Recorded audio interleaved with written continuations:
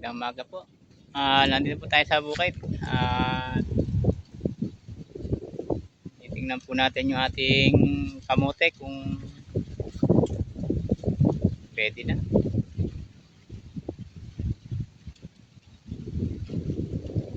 Ito po yung lugar namin na panibago na naman pong muna. Wala na naman kaming tanim at gawa ng sumasobra na po init din dito. Yan po ang aming lugar. Mag-aantay pa rin kami ng ulan. Masyado po mainit. Kaya kailangan marami pong stock ng pagkain. Hindi akalain pong ganitong iinit ng todo. Ano po.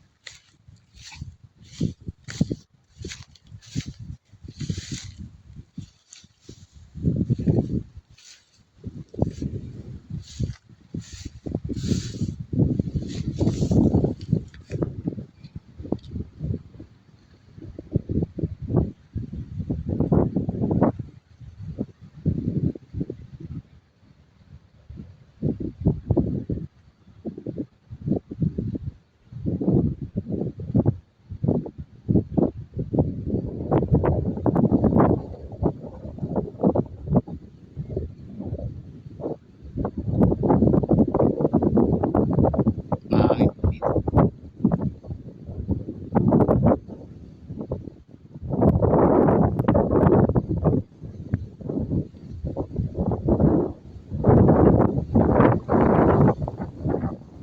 Yan, may dampa po sa gitna.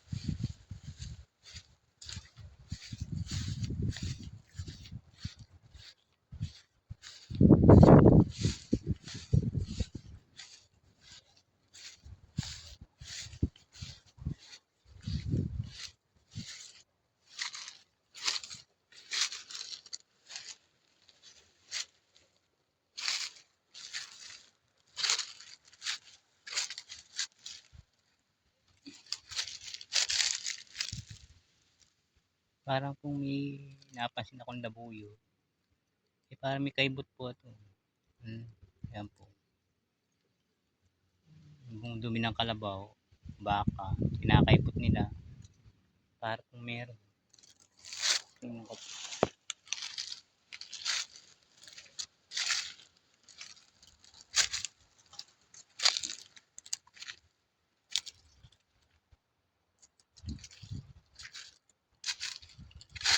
Kita po kasi yan pag dumi nagkakaibot. Ganyan.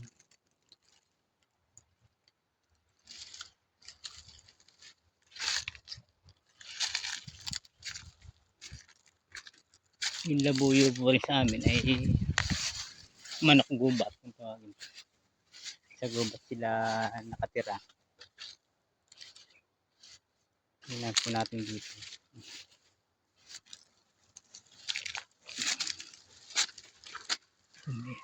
Meron nga po yun. Ayun po meron. Ayun po.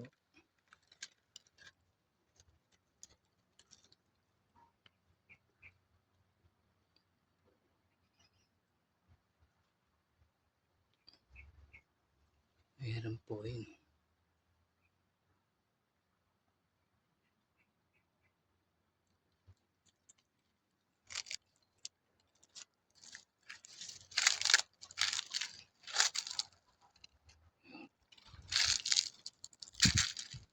Meron po pala ditong labuyo. Kaya po pala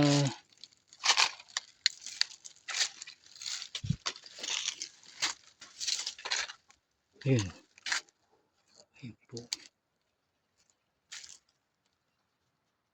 Ayun. Ang bilis po lang ay.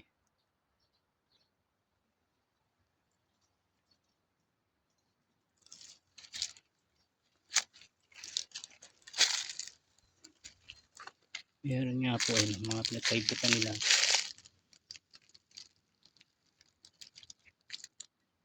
Kakaibot sila dito. Ayan po mga kaibot nila. Yun.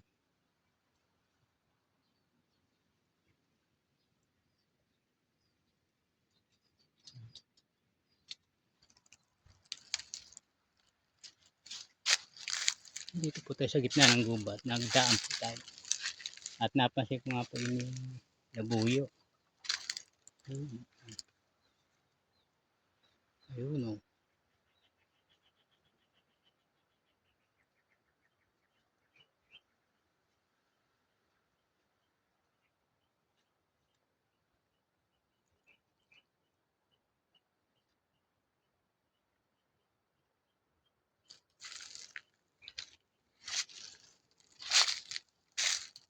Nga po wala namang bahay dito. At gitna po ito ng gubatan.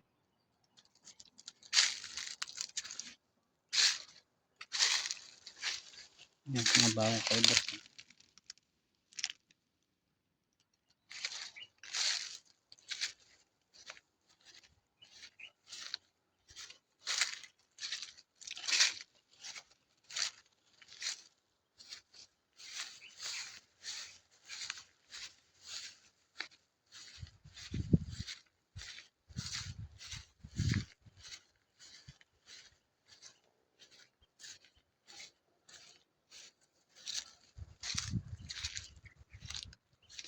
Hindi pa ho sila dalaan. Ito sa kanila hindi pa ho na, kasi nga po, parang hindi pansin. Kasi hindi po alam na may labuyo kung nagala dito. Kaya hindi ho pansin. Kaya mabait.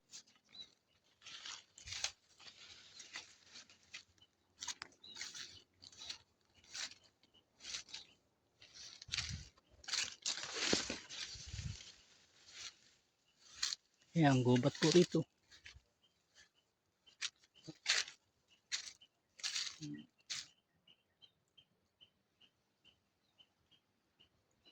Nakatakot po naman baka may ahas. Ayun. Ayun po. Nawala na.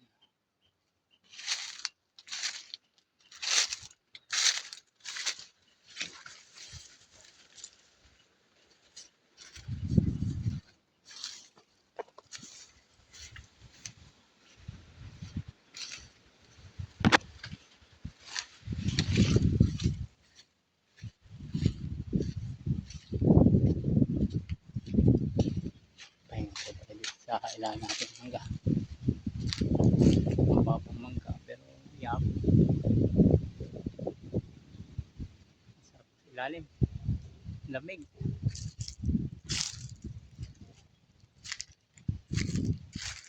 Pahinga muna tayo dito.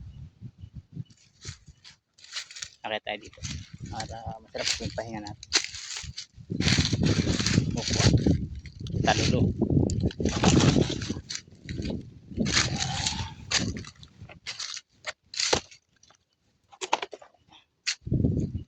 Ay, makwitib.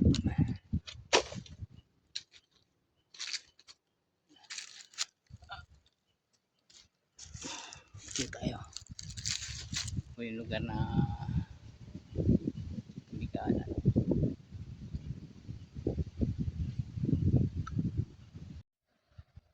Andito na po tayo sa testing po tayo ng kamote. Kaso tingin ko maliliit pa po talaga. Kakoy mailaga man lang ang pang merienda. Andito po tayo sa dampa. Ayan po.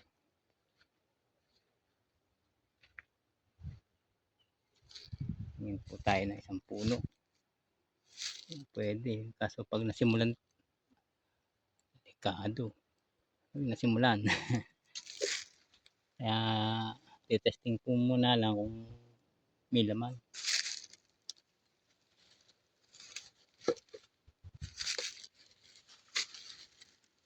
Ang dagaman lang po.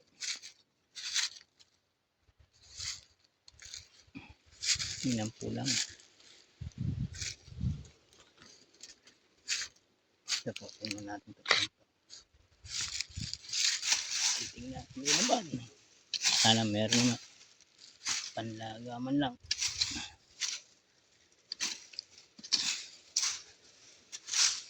Yan po itsura ng aming kamote. Inabot ng init.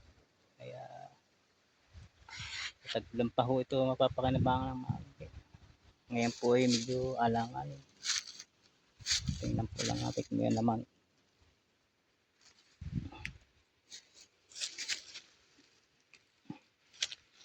Tigas at pumutin.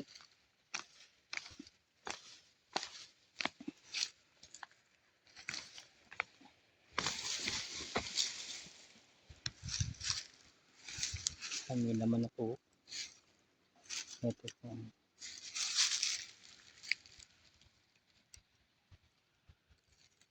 Hindi naman. Ay kasi maliit pa ho. Maliit pa.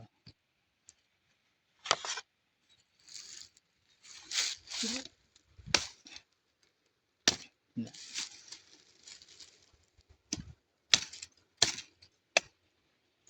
Maliit pa.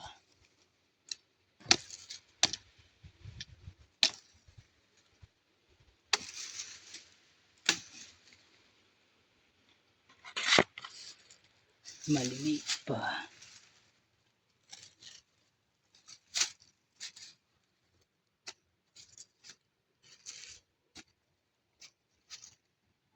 May hindi na po. Pero maliliit pa ho siya. Yan po.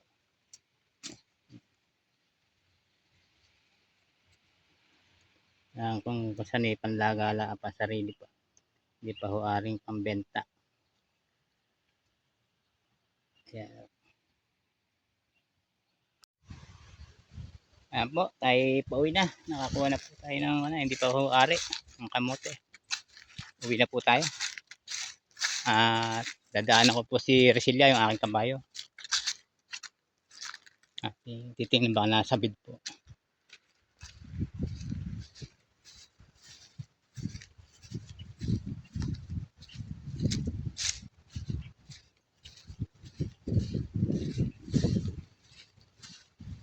Ayan po siya. Lakad na rin po.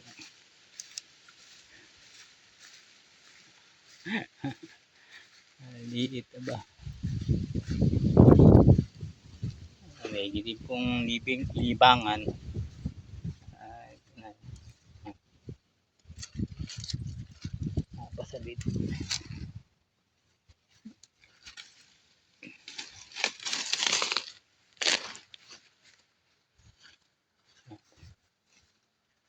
Tingin pa sa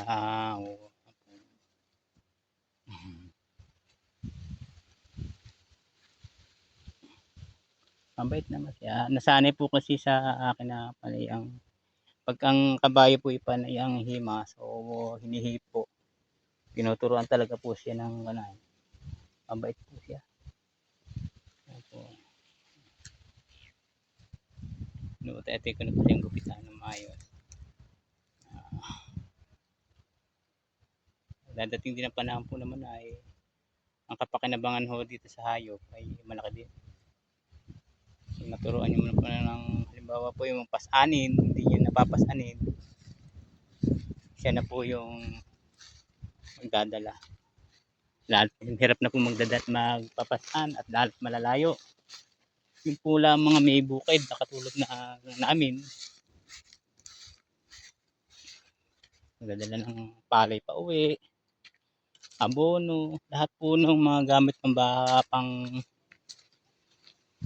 pambukid na kaya ng kabayo, siya na po yung magdadala.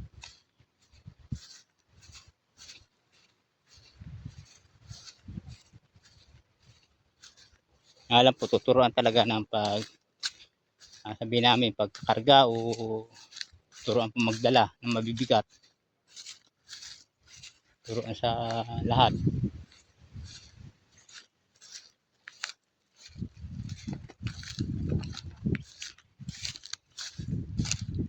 Yan po ang mga katulong namin dito sa bukid, katulad ng kalabaw. Bahay ko, yan po, mga katulong. Sobrang tigas po ng lupa. May tubig na pong kalapit para may baon.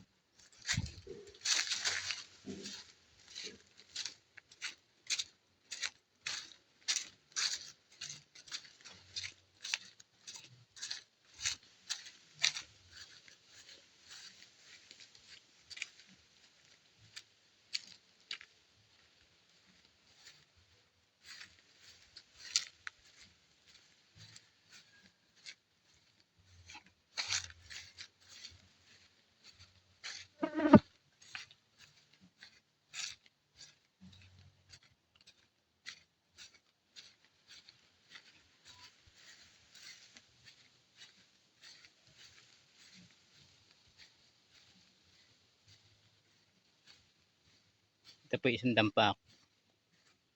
Yan po. Dalawa po dampa ako eh. Sa halamanan at saka ito. Ito yung lugar ko. Yan. Yan po yung lugar ko dito. May tanim akong kamuting bagin. Ganyan po. Ayun po lang ang may bibigay ko sa inyo. Aking may pakita. At ating pamamasyal. Nakakita tayo ng lamuyo. At papunta tayo sa ating kamutihan. At tinesting natin, medyo alanganin pa po. Sana ay sa ipinakita ko sa inyo ay nasiyahan din kayo. Marami pong salamat at ang gandang tanghali po.